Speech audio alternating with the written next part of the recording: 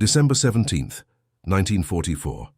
The forests of Belgium stood frozen under a grey sky as temperatures plummeted to 15 degrees below zero Fahrenheit. Along a snow-covered ridge near the village of Bastogne, elements of the 741st Tank Battalion prepared their M4 Sherman tanks for what intelligence officers assured them would be a quiet sector of the front. The German armed forces of that era, they were told, were in full retreat, their capacity for offensive operations exhausted after months of sustained combat following the invasion of Normandy 6 months earlier. Before we dive into this story, make sure to subscribe to the channel and tell me in the comments where you're watching from. It really helps support the channel.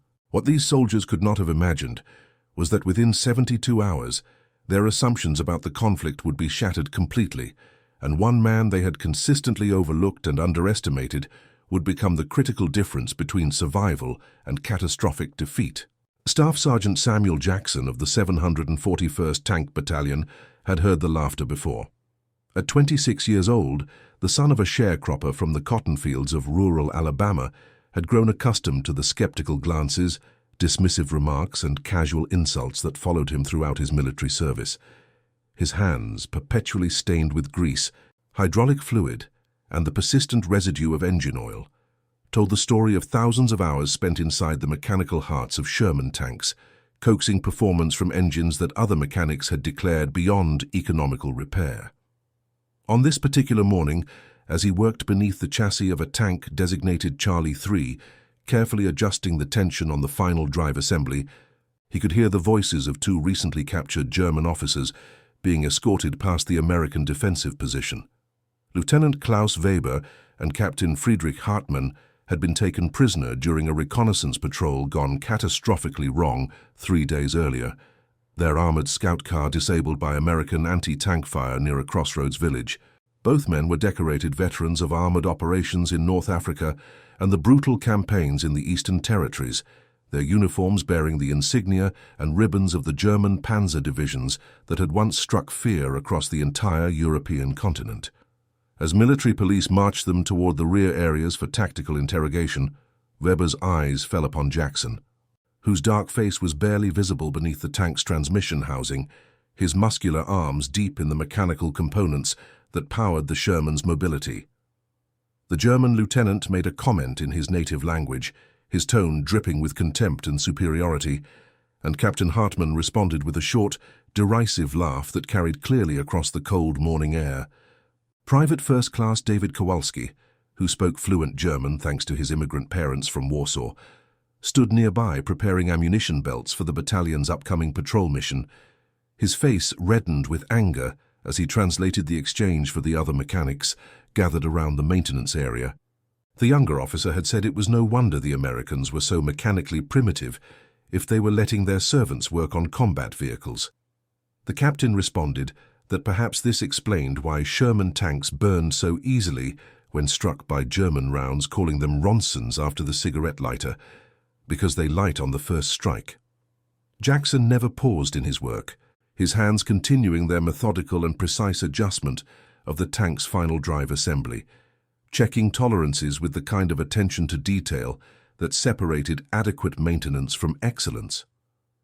Technical Sergeant Robert Henderson, the maintenance platoon leader, and one of the few white officers who openly respected Jackson's exceptional abilities, placed a firm hand on Kowalski's shoulder. "Let it go, Private. Jackson's probably forgotten more about these machines than those 2 ever learned in their entire military careers. Besides, they'll be sitting in a prisoner of war camp by tomorrow evening, eating their hot meals and sleeping in warm barracks, while we've got actual work to do keeping this battalion operational in the worst weather conditions we've faced." But Henderson was wrong about the timeline, catastrophically wrong in ways that none of them could have anticipated. None of them knew that at that very moment, over 200,000 soldiers of the German armed forces were massing in the dense forests of the Ardennes, preparing for what would become known as the largest single offensive operation launched by Germany during the entire war in Western Europe. The operation, conceived as a desperate strategic gamble to split Allied forces and capture the vital supply port of Antwerp, involved 3 entire armies supported by nearly 1,000 armored vehicles including the fearsome Panther and Tiger tanks. The quiet sector that intelligence officers had confidently promised was about to explode into absolute chaos. Technical Sergeant Samuel Jackson had enlisted in the United States Army in 1942, part of the wave of African-American volunteers who sought to serve their country, despite the harsh and often humiliating realities of segregation that governed both civilian and military life throughout most of America. The armed forces had only recently begun accepting black soldiers into combat roles, and even then, their assignments were strictly limited to segregated units that often received the oldest equipment, the least desirable postings, and the minimal support from higher command structures. The 741st Tank Battalion was one of these units, equipped with M4 Sherman medium tanks that were already considered inferior to the German Panther, and Tiger models they might face in combat, a technological disadvantage that made superior maintenance and crew training absolutely critical. What Jackson lacked in formal engineering education and academic credentials, he more than compensated for with an intuitive understanding of mechanical systems that bordered on supernatural insight. Growing up on his father's struggling farm in Alabama, he had kept ancient tractors and aging combines running long past their intended operational lifespan, fabricating replacement parts from scrap metal and developing innovative maintenance techniques that the original manufacturers had never imagined or documented. When the Army discovered his remarkable talents during basic training, recognizing that his mechanical aptitude scores were off the charts, they had assigned him to tank maintenance, where his skills quickly became legendary within the battalion, earning respect from those who cared more about competence than skin color. The M4 Sherman tank that Jackson maintained with such dedication was a marvel of American industrial production capacity, though not necessarily of pure engineering sophistication or combat superiority. At 33 tons combat weight, it was significantly lighter than the German heavy tanks, with armor plating that measured just 2.5 inches at its thickest frontal points, vulnerable to penetration from the powerful German tank guns. The Sherman's primary advantages were reliability and ease of maintenance, qualities that made it possible to produce over 50,000 units during the course of the conflict, flooding battlefields with numerical superiority that compensated for individual vehicle inferiority. But against experienced German armor formations, Sherman crews required numerical superiority of at least 5-1, tactical cunning, and above all, mechanical reliability to survive and prevail. Jackson knew every single weakness of the Sherman design intimately, understanding the technical limitations as thoroughly as any engineer from the Detroit factories. He understood precisely how the narrow tracks could lose traction in mud or snow, how the right radial engine could overheat during sustained high-speed operations, and how the ammunition storage configuration made the tank terrifyingly vulnerable to catastrophic fires if the armor was penetrated. More importantly, he knew how to compensate for these inherent weaknesses through meticulous preventive maintenance and subtle mechanical modifications that pushed the Sherman's performance beyond its factory specifications, extracting capabilities that the original designers never anticipated. The morning of December 16th began with distant thunder that was not thunder at all, but rather the opening salvos of a massive artillery bombardment. At 0530 hours, over 1,500 German artillery pieces opened fire along an 85-mile stretch of the front line, delivering more than 1,700 tons of high-explosive shells in the first hour alone, pulverizing American positions.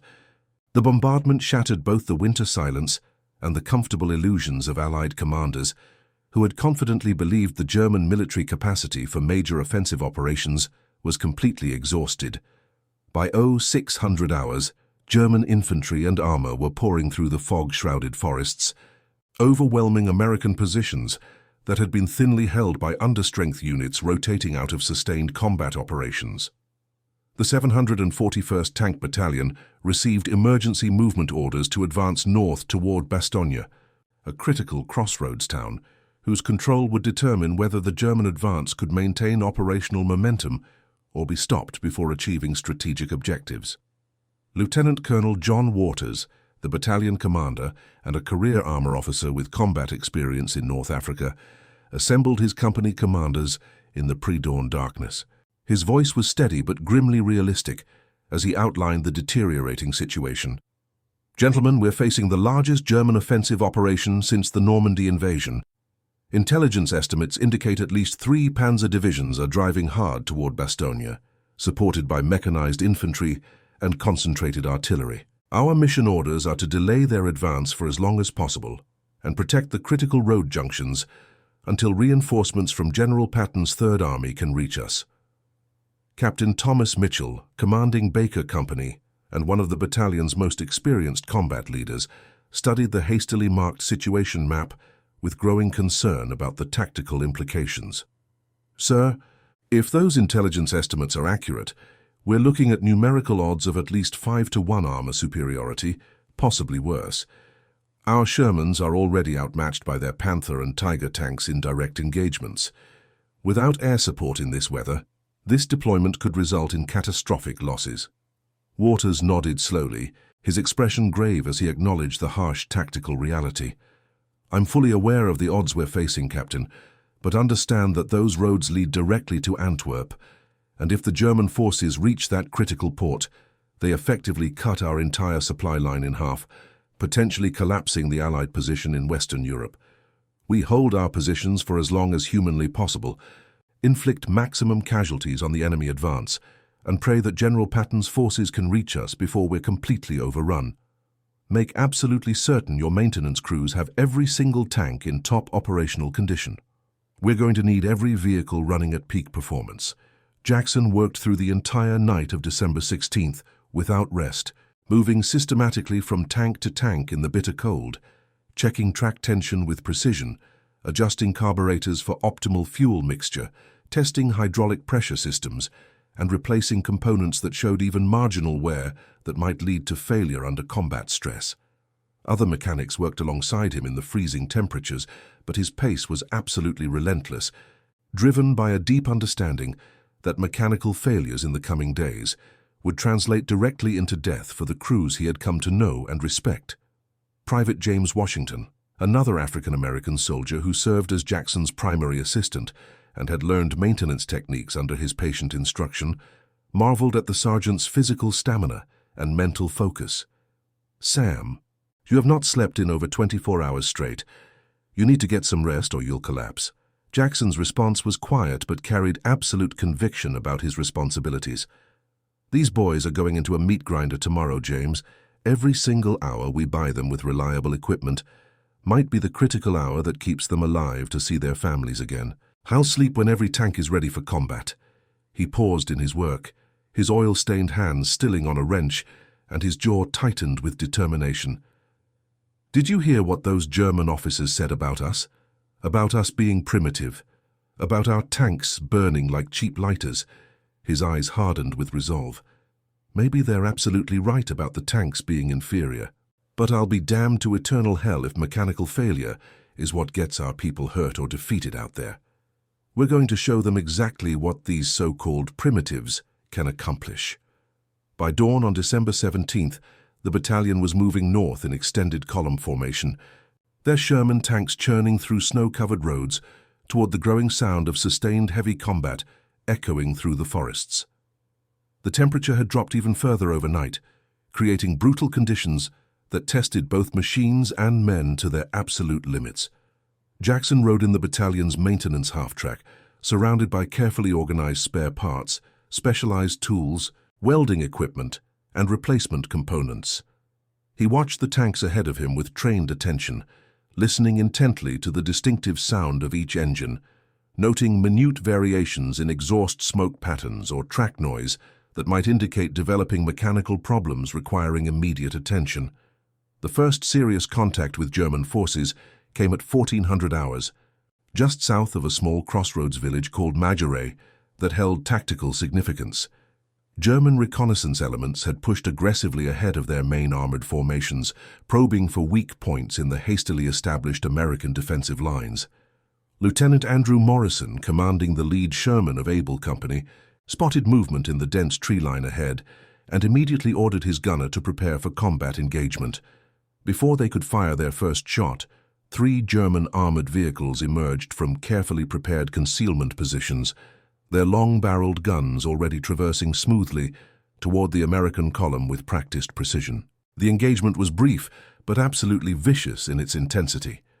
Morrison's tank destroyed one German vehicle with its opening shot, the 75mm armor-piercing round penetrating thin side armor at a range of approximately 800 yards, causing a catastrophic secondary explosion. But concentrated return fire damaged 2 American Shermans significantly, with one suffering a completely destroyed track assembly and the other taking a penetrating hit to its turret that severely wounded the gunner and rendered the main gun inoperable. The German vehicles withdrew in good order after achieving their tactical mission of identifying American positions and gauging force strength. Jackson was forward with the damaged tanks within minutes of the engagement ending, his maintenance crew already unloading repair equipment before the half-track fully stopped moving. The Sherman with the destroyed track needed immediate battlefield repair if it was to avoid being abandoned to the advancing German forces, and Jackson knew with absolute certainty that every single lost tank reduced their already slim chances of tactical success. He worked completely in the open, fully exposed to potential enemy fire, while his experienced hands moved with practiced precision through the complex process of removing damaged track sections and installing replacement links under combat conditions. Captain Mitchell arrived as Jackson was torquing the final suspension bolts to proper specifications. "Sergeant, I need that tank fully operational in 30 minutes maximum. German forces are already regrouping for another push against our positions, and we desperately need every gun back on the defensive line." Jackson did not look up from his meticulous work, his focus absolute. 20 minutes. "Sir, but I need to tell you that the suspension assembly took significant damage from the impact. She'll run at combat speed, but the ride will be considerably rough, and the crew will need to exercise extreme caution on sharp turns. The left side track is under more tension than I would prefer under normal circumstances. 20 minutes is acceptable, Sergeant. Just get it operational." Mitchell paused, watching the mechanic work with obvious skill and efficiency. "Jackson, I want you to understand something clearly. I do not care what color your skin is or what those ignorant German prisoners said about you. You're the single best mechanic in this entire battalion, probably in the whole division, and we need you performing at your absolute best. Understood?" Jackson met the captain's eyes directly for a moment, reading the genuine sincerity in the officer's expression. "Understood completely, sir. She'll be ready ahead of schedule." True to his confident word, the tank was fully operational in exactly 18 minutes, and its grateful crew was able to rejoin the defensive line before the next German probing attack developed against their sector. But that night, as the battalion formed a tight defensive perimeter around a strategically critical crossroads, Jackson confronted a serious technical problem that no amount of mechanical skill could easily solve. The intense cold was causing systematic failures in the tank's electrical systems, with batteries rapidly losing charge capacity and starter motors struggling to generate sufficient torque to turn over the cold, thick oil-filled engines. 3 separate Shermans failed to start for the essential evening security patrol, leaving dangerous gaps in the defensive coverage that German infiltrators could exploit. Technical Sergeant Henderson called an emergency meeting of the entire maintenance section in the freezing darkness. "Gentlemen, we have got a serious operational problem developing. These extreme temperatures are systematically killing our electrical systems, and we absolutely cannot afford to have tanks that will not start on demand. Jackson, you got any practical ideas?" Jackson had been considering the problem for hours, mentally reviewing everything he knew about cold weather operations and electrical system behavior in extreme conditions. "Sir, the batteries are losing functional capacity because of the severe cold, and the engine oil is becoming too thick and viscous to turn over easily, even with full electrical power. We need to keep the engines warm between operational periods. Back home on the farm, we used to bank controlled fires under tractor engines overnight during the worst winter months. We could implement something similar here, using carefully controlled fires under the engine compartments when the tanks are in static defensive positions. It will keep the oil fluid and maintain the batteries at operational temperature." Henderson frowned with obvious concern. That is a significant fire hazard, Sergeant. One errant spark in the wrong location, and we lose the entire tank to fire.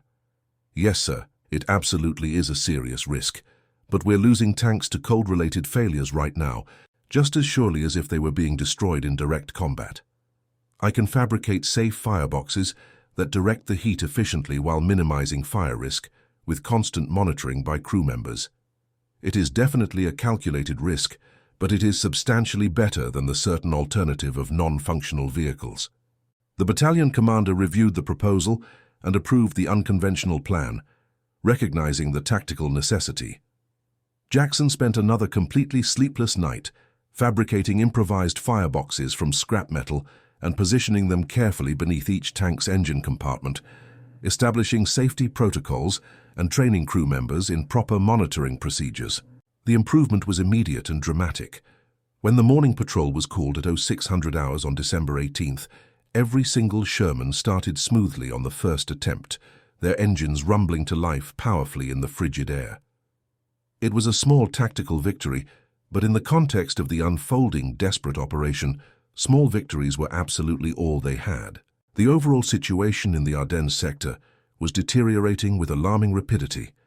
German armored columns had achieved deep penetrations in multiple sectors, and American units were being systematically surrounded or forced into hasty retreats under overwhelming pressure. The skies remained persistently overcast, preventing Allied air support from intervening effectively, and ammunition supplies for ground units were running critically low. The 741st found itself increasingly isolated, holding a defensive position that intelligence officers believed was directly in the path of a major German armored thrust.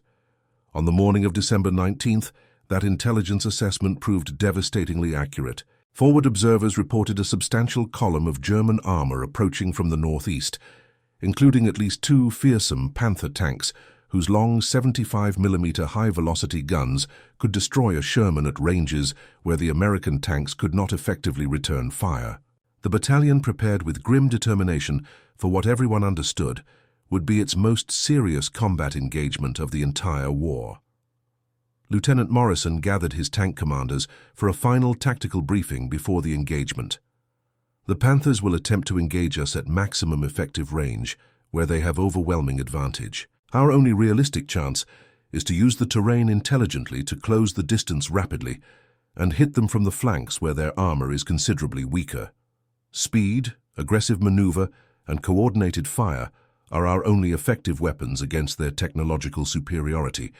Keep constantly moving, use every available piece of cover, and coordinate your fire for maximum effect. Charlie Company, under the tactical command of Captain Richard Stevens, was positioned on the left flank of the defensive line, with 3 Shermans covering a narrow valley that offered the most likely approach route for German armor attempting to bypass the main defensive position. One of those tanks was Charlie 3, the Sherman that Jackson had been maintaining with such dedicated attention since the battalion's initial deployment. Its crew commander, Lieutenant James Parker, was a soft-spoken officer from rural Montana who had specifically requested assignment to Jackson's personally maintained tank because of its widely known reputation for exceptional reliability under all conditions. Parker found Jackson making final meticulous adjustments to Charlie 3's transmission system. "Sergeant, I just want to say that whatever happens in today's engagement, I genuinely appreciate everything you have done to keep this tank running at peak performance. The entire crew and I know we're going into an extremely tough fight, but at least we're confident the machine absolutely will not let us down." Jackson straightened from his work, carefully wiping accumulated grease from his hands. "Lieutenant, I need to tell you something important about this specific tank. I have made some significant modifications that are not exactly within regulation parameters. The governor on the engine has been carefully adjusted to allow higher maximum revolutions per minute, which gives you approximately 15% more top speed in emergency situations. The gun stabilization system has been extensively fine-tuned for considerably faster target acquisition. And I have strategically redistributed some of the internal ammunition storage to significantly reduce the fire risk if the armor is penetrated." He paused, meeting Parker's eyes directly with unusual intensity. I know it is not my official place to modify equipment without proper authorization, but I figured you boys deserved every possible advantage I could give you." Parker extended his hand, and Jackson shook it firmly. "Sergeant, if we survive this engagement, I will personally recommend you for a significant commendation. And if we do not survive, well, at least we will go down fighting in a tank that was cared for and maintained by the absolute best." The German attack began precisely at 1300 hours, announced by the characteristic deep roar of powerful Maybach engines and the grinding of heavy steel tracks against frozen ground. The Panther tanks advanced with experienced infantry support, their commanders supremely confident in their vehicles' clear superiority over the American armor. The Panthers were magnificent machines by any measure, 45 tons of sloped armor and devastating firepower, products of sophisticated German engineering that had learned brutal lessons through combat on the Eastern Territories.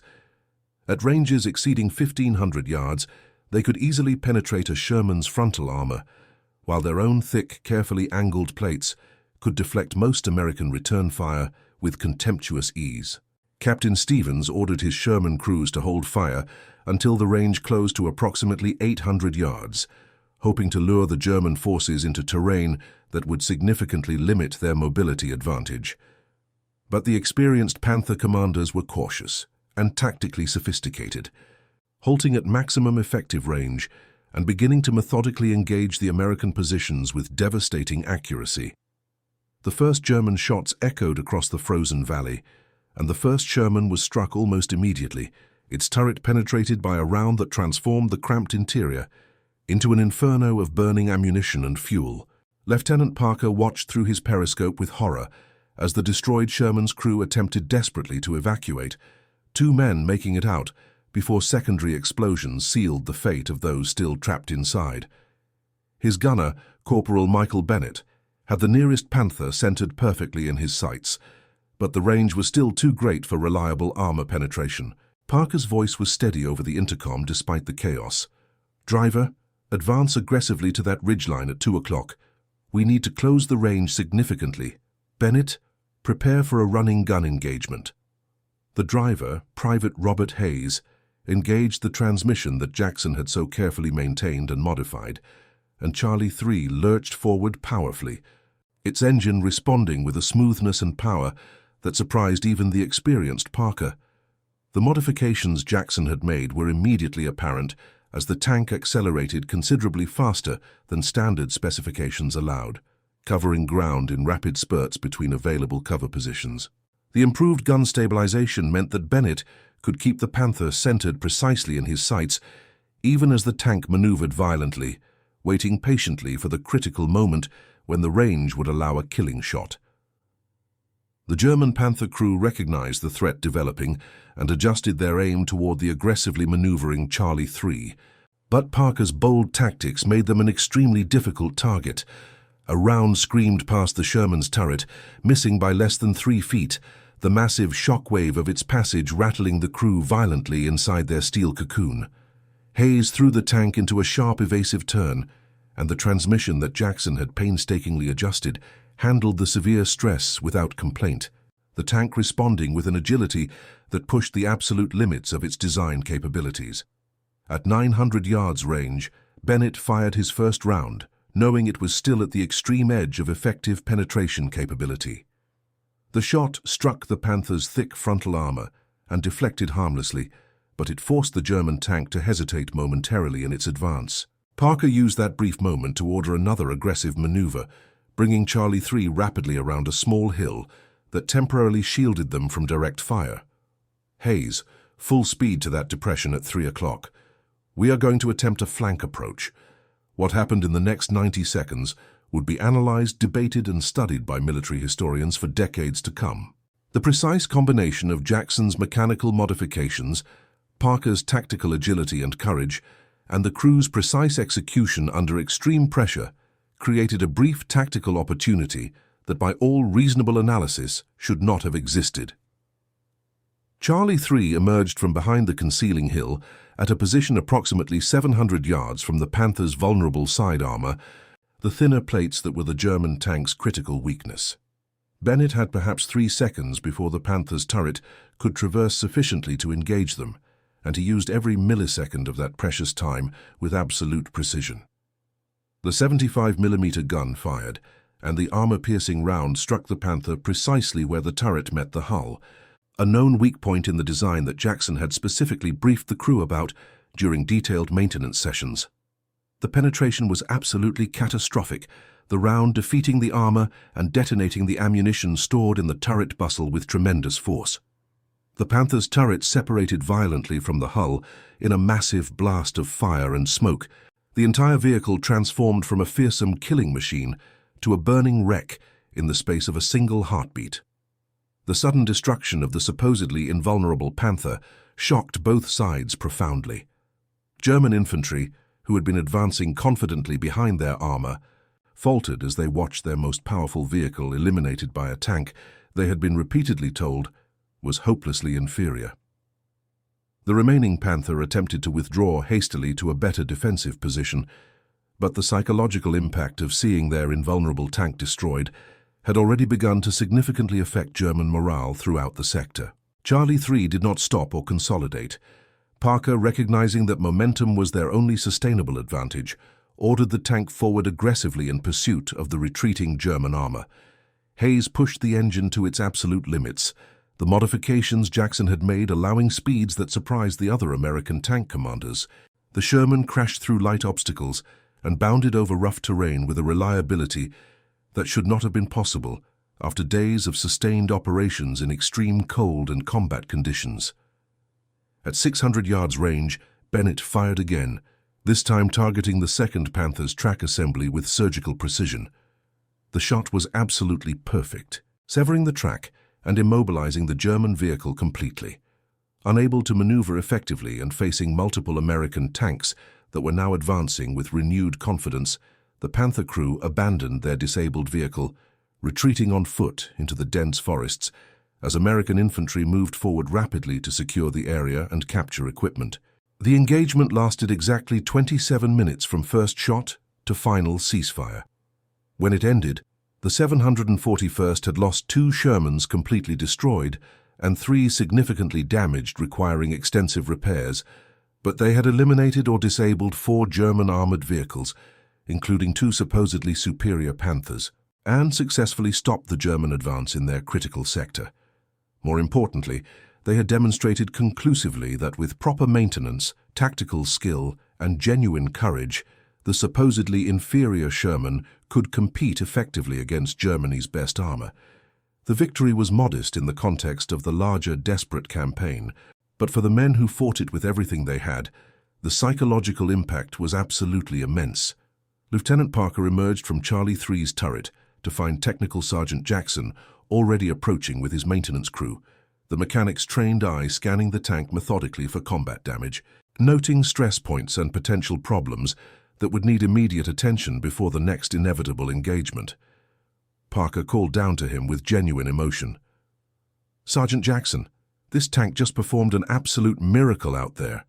Everything you did to it, every single adjustment and modification, made the critical difference between life and death for my entire crew." Jackson's response was characteristically understated and humble. "Just doing my job, Lieutenant. How does the transmission feel? Any roughness or binding in the turns?" "Sergeant, the transmission is absolutely fine. The whole tank is fine. Better than fine. I want you to know that when I write my official after-action report, I am going to make absolutely certain everyone knows exactly what you contributed to this victory." News of Charlie 3's exceptional performance spread rapidly through the battalion like wildfire. Other tank commanders began requesting that Jackson personally inspect and modify their vehicles, and Captain Mitchell formally authorized the modifications as standard practice for the entire unit, after seeing the undeniable combat effectiveness they provided. The mechanical improvements, combined with tactical lessons learned from the engagement, significantly enhanced the battalion's overall combat effectiveness in the increasingly desperate days that followed. But perhaps the most significant moment came on December 21st, when Lieutenant Colonel Waters assembled the entire battalion for a formal recognition ceremony, despite the ongoing tactical situation. In front of the complete assembled unit, standing in the snow with his breath visible in the frozen air, he awarded Technical Sergeant Samuel Jackson the Bronze Star Medal for his exceptional contributions to the battalion's combat effectiveness and overall mission success. The official citation specifically mentioned his mechanical innovations, his tireless work ethic under the most adverse conditions imaginable, and his direct contribution to the victory on December 19th that had stopped the German advance in their critical sector. As Waters pinned the medal to Jackson's uniform with steady hands, he spoke loudly enough for every soldier present to hear clearly. Sergeant Jackson represents the absolute best of what this army can be when we judge men by their abilities, rather than irrelevant characteristics.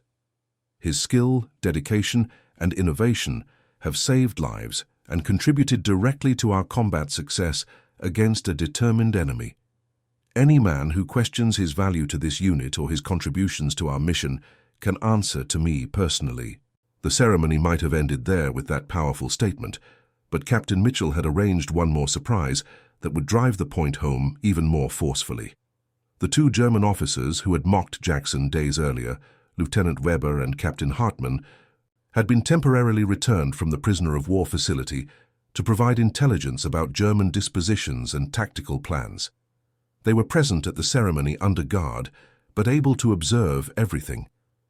Mitchell ensured they had a clear and unobstructed view of Jackson receiving his well-earned medal, and then, through a German-speaking interpreter, he provided them with a detailed and comprehensive account of how Charlie 3 had destroyed the Panther tank and contributed to stopping the German advance.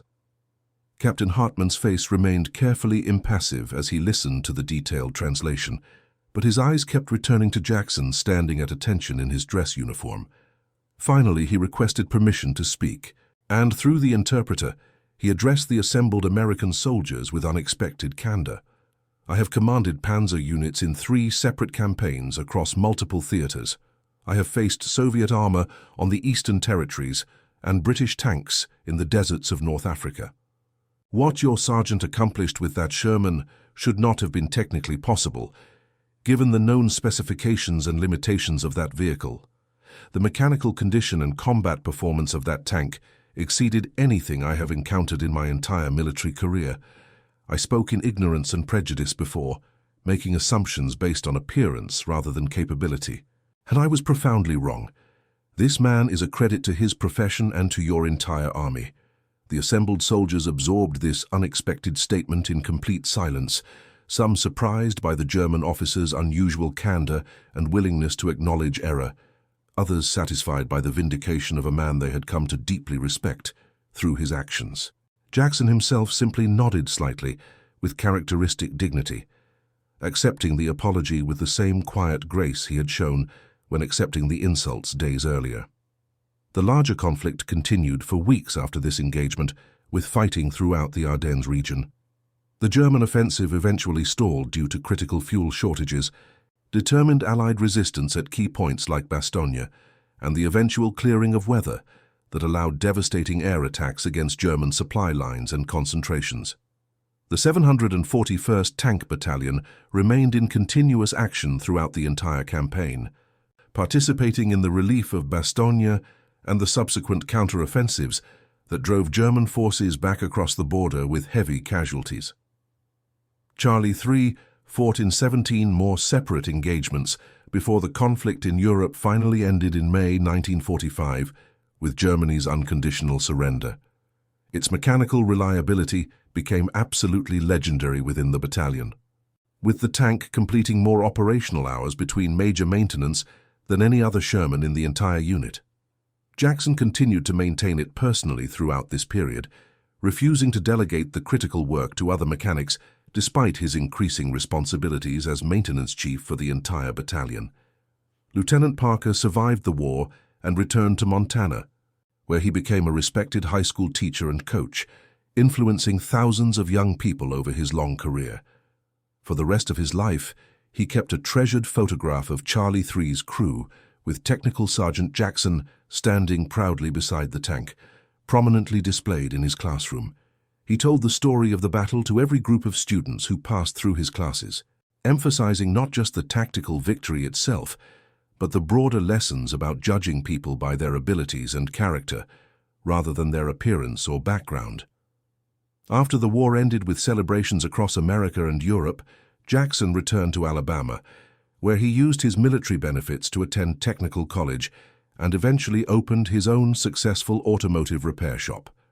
The business thrived remarkably, serving both black and white customers in an era when such integration was still rare and sometimes controversial in the segregated South. His waiting room prominently displayed his Bronze Star alongside photographs from his military service, and he never hesitated to share his experiences with young people who asked about the war and his role in it. The years passed, and the story of the 741st Tank Battalion became part of the historical record of African American military service. In 1963, 20 years after the events in the Ardennes, the Army invited Jackson to participate in a ceremony commemorating the anniversary of the campaign.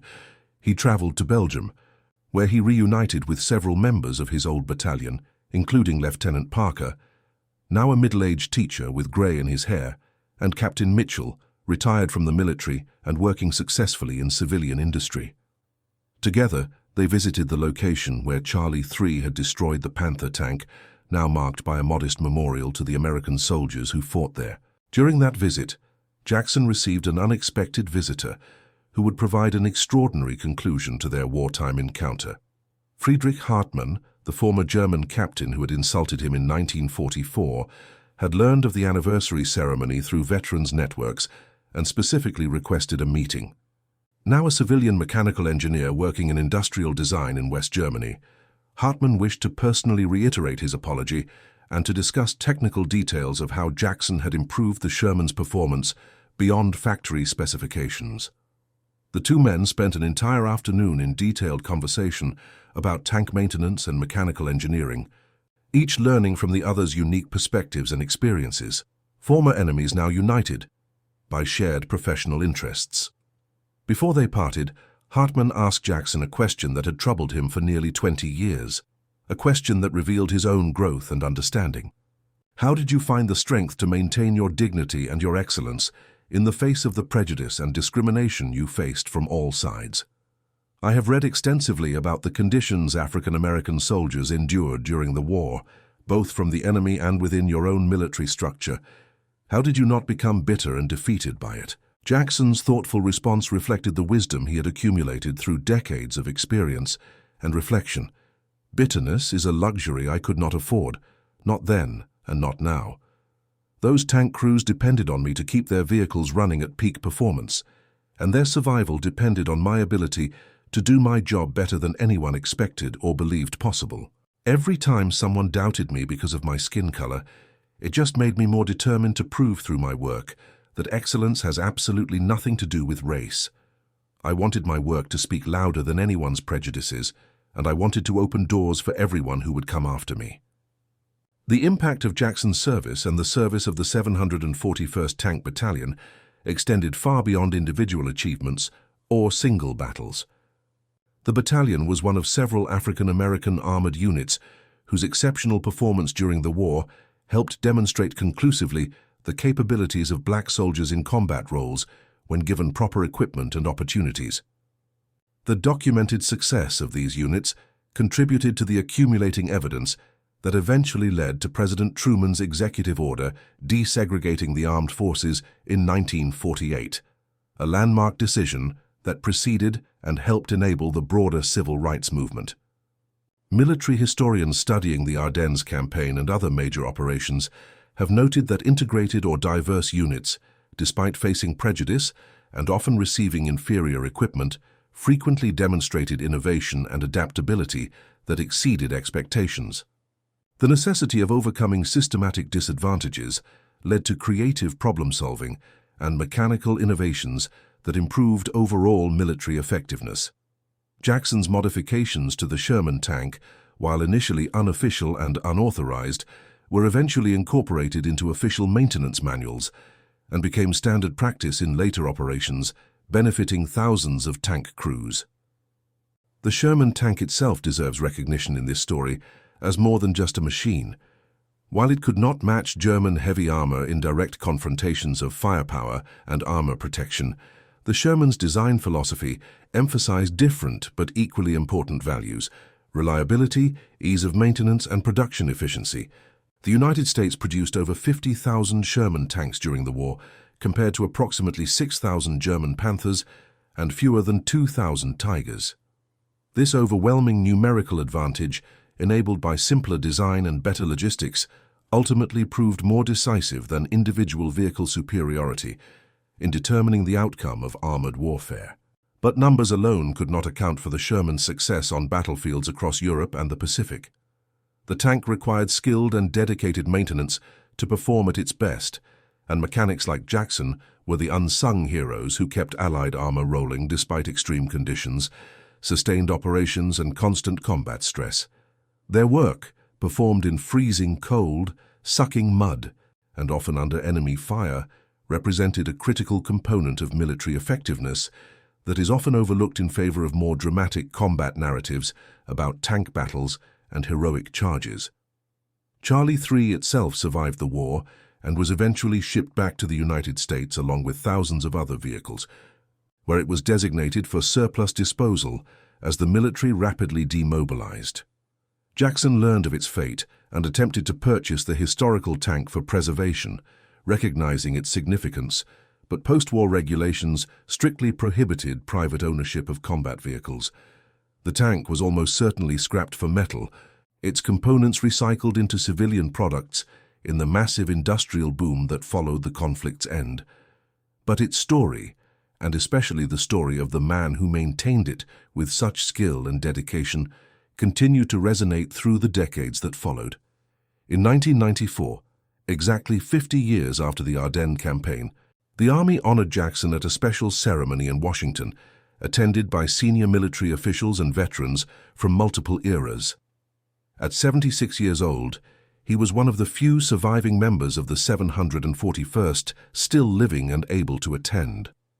The Secretary of the Army personally presented him with a commemorative plaque, recognizing his contributions to armored warfare and his pioneering role in demonstrating the capabilities of African American soldiers.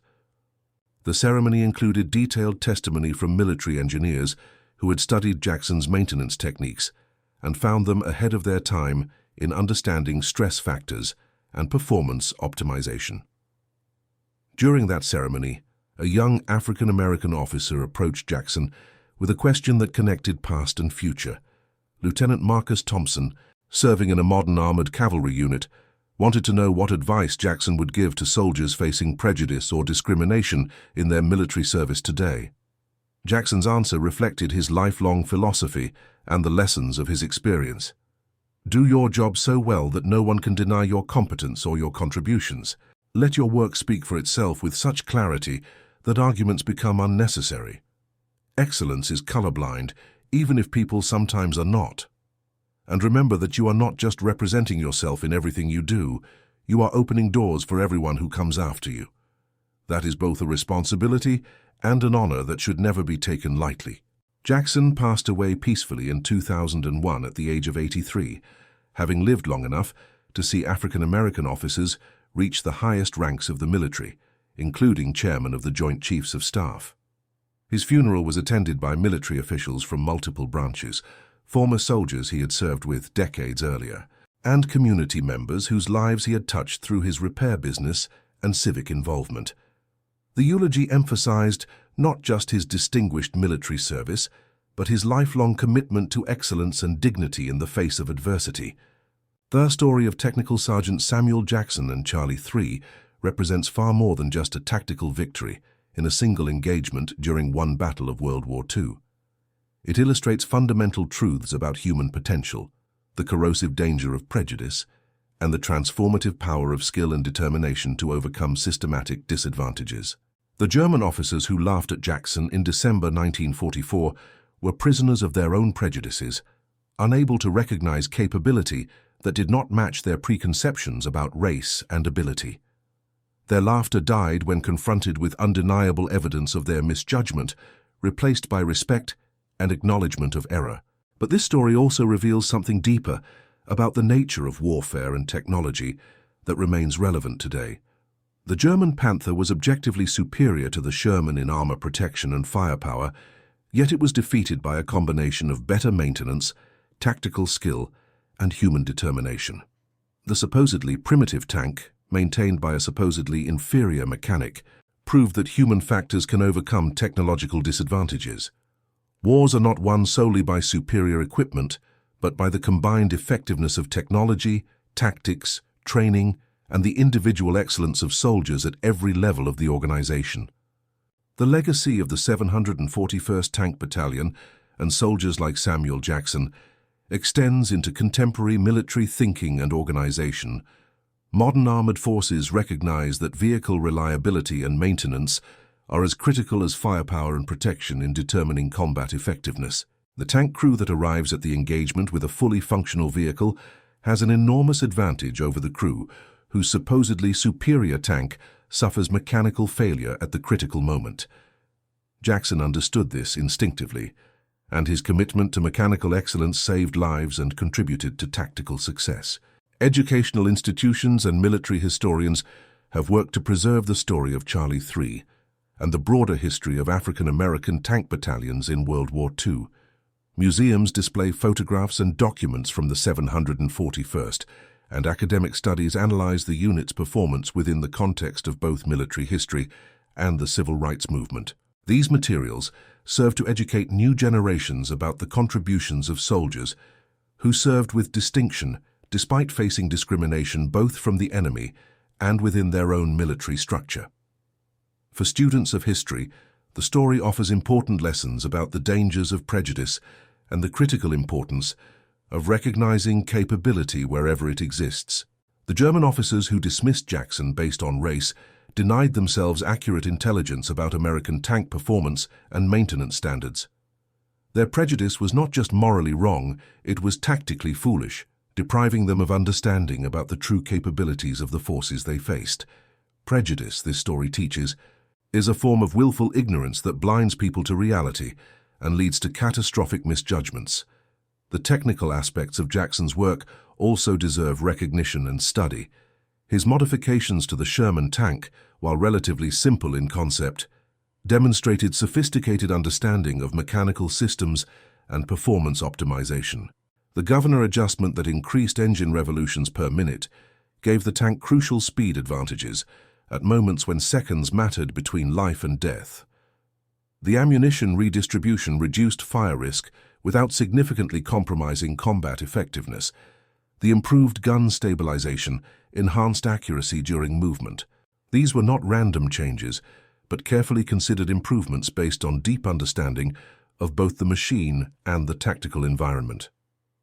Modern mechanical engineers studying Jackson's techniques have noted that he intuitively understood principles of preventive maintenance and reliability engineering that were not formally codified until decades after the war ended.